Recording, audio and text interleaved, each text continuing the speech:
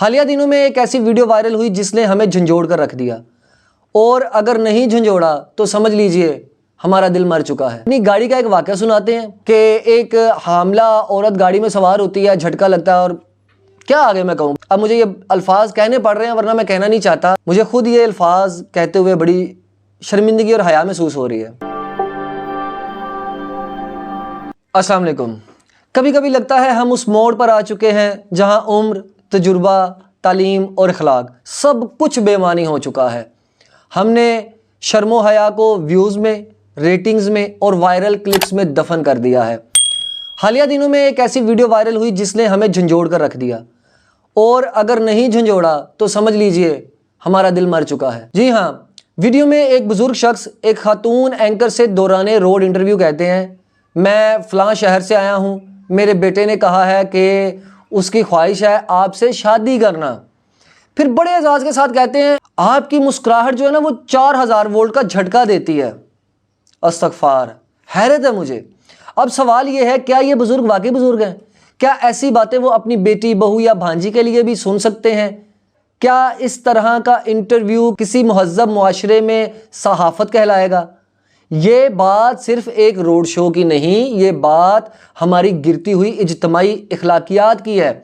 याद रखिए, ये वही मीडिया है जिसने पहले एक शादीशुदा खतून एंकर और एक नौजवान लड़के की मोहब्बत को प्रमोट किया, फिर उसकी किस्तें चलाईं, और फिर अब एक नए एपिसोड में बुजुर्गों को भी कंटेंट बनाकर पेश कर दिया गया। ऐसा लगता है जैसे आजकल हर सहाफ़ी, हर एंकर, हर यूट्यूबर एक ही बात सोचता है, क्या चीज़ वायरल होगी।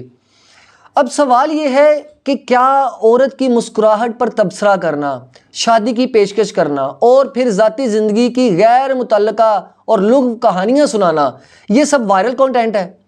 अगर हाँ, तो हमें वीडियो एडिटिंग के साथ साथ शर्मो हया का कोर्स भी पढ़ाना होगा। ये बुजुर्ग शख्स अपनी गाड़ी का एक वाकया सुनाते हैं कि एक हामला औरत गाड़ी में सवार होती है, झटका लगता है, और क्या आगे मैं कहूँ, बच्चा पैदा हो जाता है। अब मुझे ये अल्फाज कहने पड़ रहे हैं वरना मैं कहना नहीं चाहता। मुझे खुद ये अल्फाज कहते हुए बड़ी शर्मिंदगी और हया महसूस हो रही है। खैर, मैं ये पूछना चाहता हूँ कि इस वाक़े का इंटरव्यू से क्या ताल्लुक़ था? क्या ये अक्ल शऊर का मुजाहरा है या बेशर्मी की इंतहा?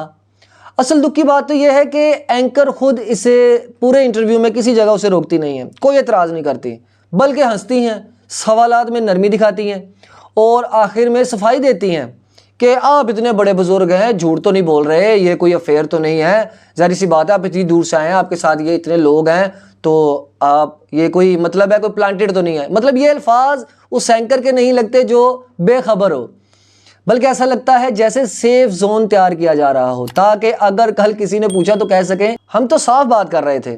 ये सब क्या है? एक नए प्लांटेड कंटेंट की कोशिश। क्योंकि पिछली एंकर की वीडियो वायरल हुई तो अब हर एंकर की दौड़ है कि कोई ऐसा सीन कैमरे में लाया जाए जो सोशल मीडिया पर धूम मचा दे।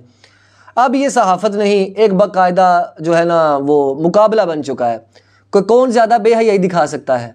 अब सवाल ये उठता है कि मीडिया का किरदार क्या रह गया है? क्या टीवी चैनल्स, रोड शोज़ और रिपोर्टर्स सिर्फ इसलिए हैं कि वो माशरती ज़वाल को कैमरा पकड़ा कर नशर करें? क्या बुजुर्गों का ऐसा किरदार दिखाना और औरत को सिर्फ मुस्कुराहट की बुनियाद पर ऑब्जेक्टिफाई करना ये सहाफ़त है, या फहाशी और बेहूदगी को नॉर्मलाइज करना है? हमें इन मीडिया चैनल से सवाल करना होगा, क्या आपकी सहाफ़त का मतलब सिर्फ वायरल वीडियो है? क्या आप अपनी बेटी, बहन या माँ के लिए ऐसी गुफ्तगू को मुनासिब समझते हैं? क्या यही वो कंटेंट है जो आपकी अगली नस्ल देखेगी, सीखेगी और फिर इसी को नॉर्मल समझेगी? क्या हमने कभी सोचा कि इन सब मनाजिर का असर हमारे घरों पर, बच्चों पर, तरबियत पर क्या पड़ता है? आज एक बच्चा जब ये वीडियो देखेगा तो कल वो भी किसी खतून को 4000 वोल्ट कह देगा, क्योंकि उसके लिए अब ये एक मजाक है, एक ट्रेंड है, एक व्यू जनरेटर है। और हम वही लोग हैं जो इन वीडियोस पर हंसते हैं, शेयर करते हैं, मीम्स बनाते हैं और कहते हैं हम तो बस मज़े ले रहे थे भाई। नहीं, ये मज़ा नहीं, ये इखलाकी मौत है, ये हमारी गैरत, तहजीब और दीन के ख़िलाफ़ खुली बगावत है।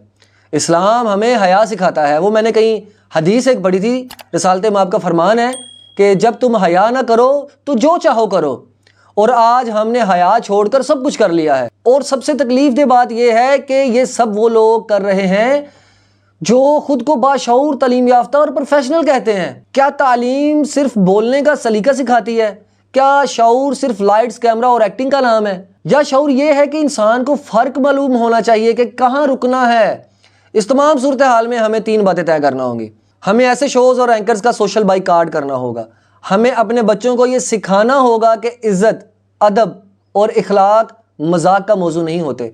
हमें मीडिया से ये मुतालबा करना होगा कि अगर आपको मुआशरे की इस्लाह करनी है तो पहले अपनी नीयत, अपनी सिमत और अपना कंटेंट जो है ना वो दुरुस्त करें। और आखिर में बस इतना ही कहूँगा कि एक इंसान के लाखों व्यूज़ हो सकते हैं, लेकिन अगर उसके अल्फाज में शर्म नहीं, हया नहीं, तो वो वायरल नहीं, बेकदर होता है। हमें अपने माशरे को एक बार फिर शर्म, हया, इज़्ज़त और इक़दार की तरफ वापस लाना होगा, वरना आने वाली नस्लें हमें माफ़ नहीं करेंगी। इसी के साथ मुझे दीजिए इजाज़त। अल्लाह हाफ़िज़।